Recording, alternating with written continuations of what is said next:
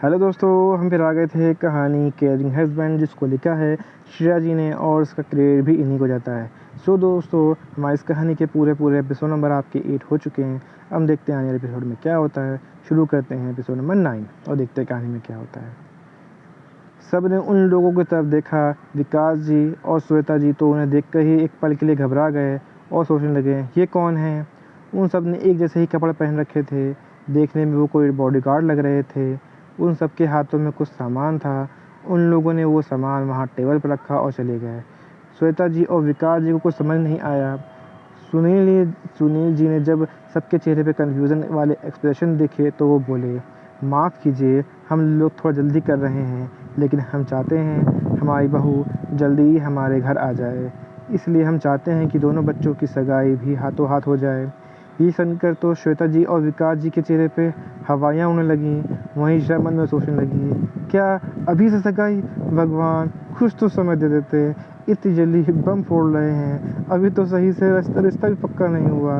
अरे भगवान जी, आप बहुत बुरे हो। ईशा मनी मनी सब चिल्ला रही थी। जब विकास जी ने सुना तो वो हैरान हो गए। विकास जी बोले, आप क्या कह रहे हैं भाई साहब? हम पर मेहरबान होइए, हम पर मेहरबान होइए और तैयारी करने का मौका तो दीजिए। हम इतनी जल्दी तैयारी कैसे करेंगे? तब सुनील जी मुस्कुराए और बोले, भाई साहब, आपको कुछ करने की ज़रूरत नहीं है। हमने सारी तैयारी पहले ही से ही कर रखी है, बस आपकी हाँ की देरी है। सुनील जी के मुंह से ये सुनकर विकास जी ने एक बार श्वेता जी की तरफ देखा। श्वेता जी ने अपनी पलकें झपका दी। तब विकास जी बोले, ठीक है, जैसे आपकी मर्ज़ी। अब ये तो आपकी ही बेटी है, हमें भी इसमें कोई प्रॉब्लम नहीं है। तब श्वेता जी बोली, पर भाई साहब, हमारे पास अभी रिंग नहीं है। उनकी बात सुन के ममता जी बोली, बहन जी, आपको टेंशन लेने की कोई ज़रूरत नहीं है। मैंने सब चीज़ की तैयारी पहले ही कर रखी है।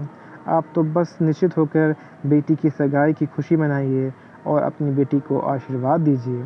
ममता जी ने बड़े ही प्यार से श्रेया की ओर देख कर कहा। फिर श्वेता जी ने श्रेया को कबीर के सामने लेकर आकर बैठा दिया। श्रेया की तिरछी निगाहों से कबीर को देखने की कोशिश भी की। उससे भी महसूस हुआ कि जैसे कबीर कोई उसे देख रहा था। तभी ममता जी ने रिंग के 2 बॉक्स निकाले। ममता जी ने पहला बॉक्स खोला।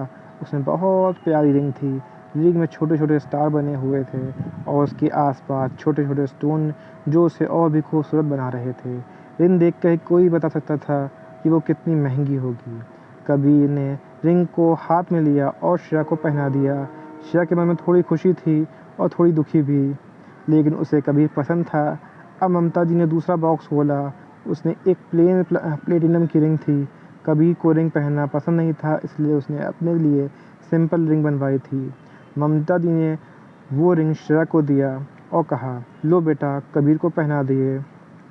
श्रेया ने उस रिंग को लिया और कबीर को पहना दिया। सब लोग ज़ोर ज़ोर से ताली बजाने लगे और कबीर अपने हाथ में पहने हुए रिंग को देखने लगा। रिंग देखने के बाद कबीर की नज़र अब श्रेया पे थी, जो उसे देख रही थी। ममता जी ने फिर श्रेया को बहुत सारे तोहफे दिए, जो एक से बढ़कर एक थे। जब विकास जी ने ये सब देखा तो उन्होंने भी कबीर को कुछ तोहफे दिए। जब श्रेया ने देखा कि उसकी मम्मी पापा को कबीर को अपने बजट से बढ़कर दे रहे हैं तो उसे बहुत बुरा लग रहा था। वो कुछ नहीं कर सकती थी। उसे मन ही मन दुख हो रहा था। वो जानती थी कि ये सब उसके परिवार के लिए बहुत ज़्यादा थी। तभी कबीर ने बस उन सभी शगुन के तोहफे में से एक का सिक्का उठा लिया और बोला, मैंने मेरा शगुन ले लिया है। विकास जी बोले, पर तब कबीर ने उनकी बात बीच में काटते हुए बोला, भगवान के दया से मेरे पास सब कुछ है और अगर आपको कुछ देना ही है तो आप बस अपनी बेटी मुझे दे दीजिए। मुझे आपसे कुछ भी नहीं चाहिए। कबीर का ऐसा बोलना श्रेया का दिल को छू गया। श्रेया ने तुरंत मन में बोला, कितने अच्छे हैं ये, मुझे भी इनके परिवार को खुश रखना होगा।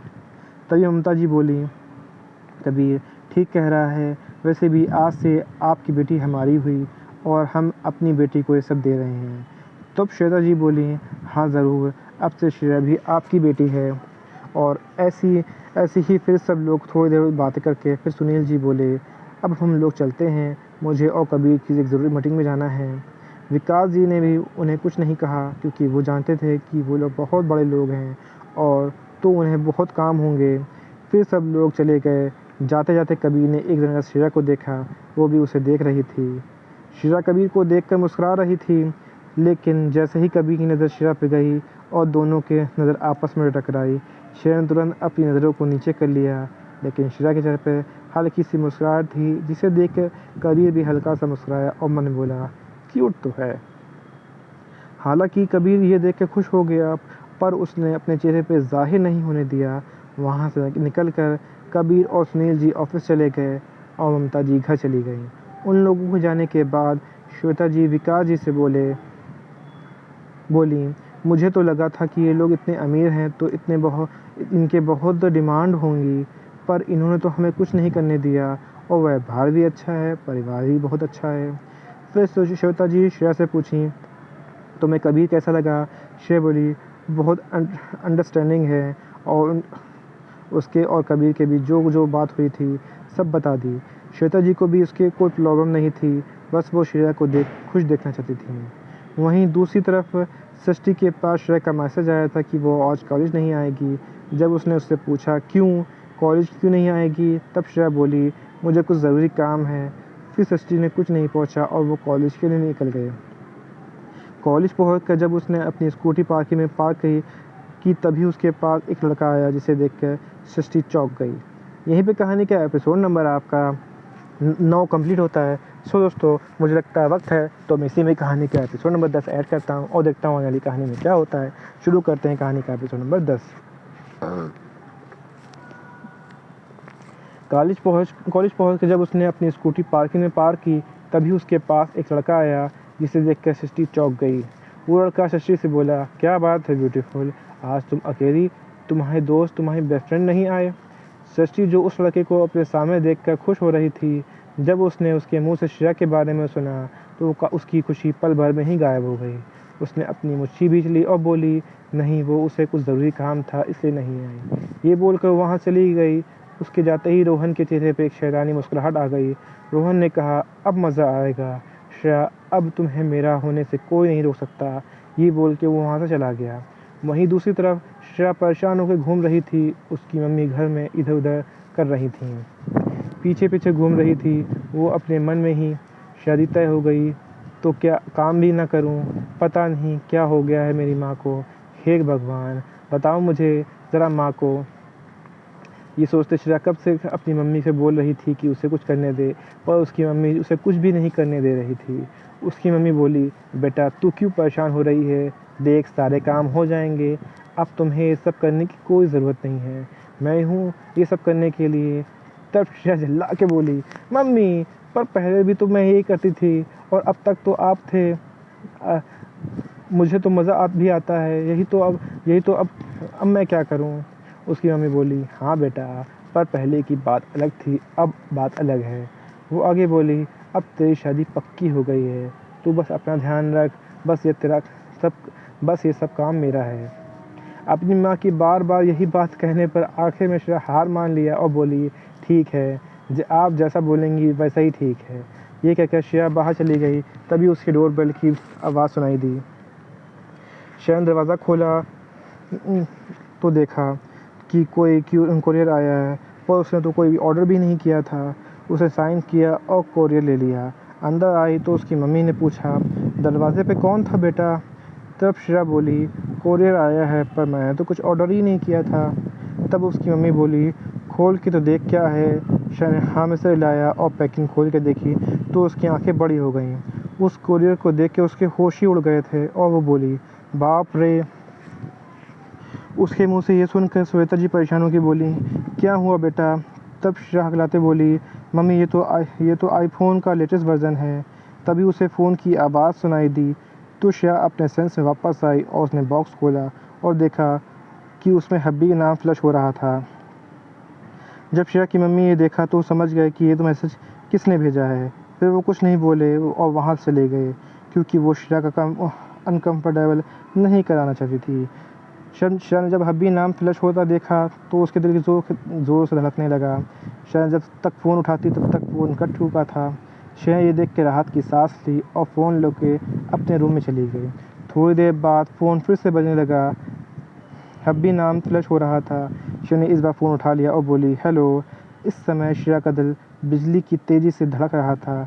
एक तो आईफ़ोन, ऊपर से कबीर का कॉल। लग रहा था जैसे श्रेया का प्राण अभी ही सूख जाएंगे। वो बहुत खुश थी और कबीर से बात करते हुए शर्मा भी रही थी। उसके गाल शर्म से गुलाबी हो गए थे और भले ही कबीर उसके सामने ना था, लेकिन श्रेया की नज़र भी शर्म से नीचे हो गई। तभी उधर से अट्रैक्टिव आवाज़ आई, तुमने मेरा पहली बार में फ़ोन क्यों नहीं उठाया? ये कबीर ही था जो हल्का नाराज़गी दिखाना चाह रहा था।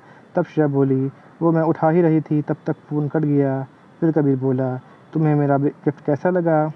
ये भी कबीर का ही फ़ोन था और उसने श्रेया को फ़ोन देने से पहले उसमें अपना नंबर हब्बी के नाम से सेव कर दिया था। तब श्रेया बोली, आपने इतना महंगा गिफ्ट क्यों भेजा है? उसकी बात सुनकर कबीर बोला, तुम ये बताओ, तुम्हें ये कैसा लगा? श्रेया बोली, बहुत अच्छा है। पर कबीर उसकी बात बीच में ही काटते हुए बोला, तो तुम आज से ही ये फ़ोन यूज़ करोगी और मुझे कुछ नहीं सुनना।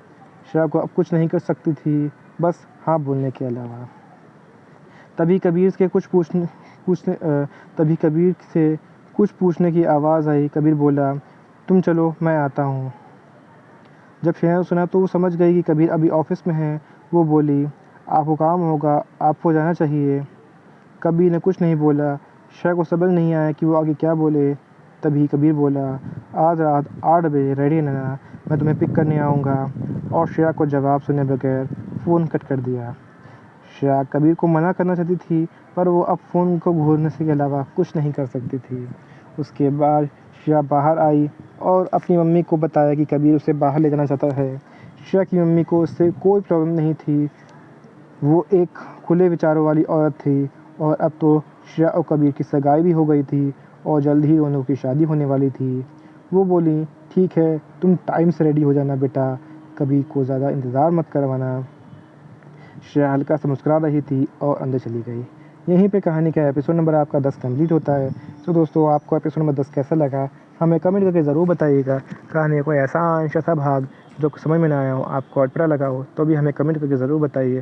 कहानी अच्छी लगी तो उसको लाइक कीजिएगा, शेयर कीजिएगा, चैनल को सब्सक्राइब करिएगा ताकि आपको हमारी आने वाली अगली वीडियो तक आसानी से पहुँच सके। सो दोस्तों, हम फिर मिलेंगे एक नई वीडियो के साथ, एक नए एपिसोड के साथ। तब तक के लिए मुझे इजाज़त दीजिए। धन्यवाद दोस्तों।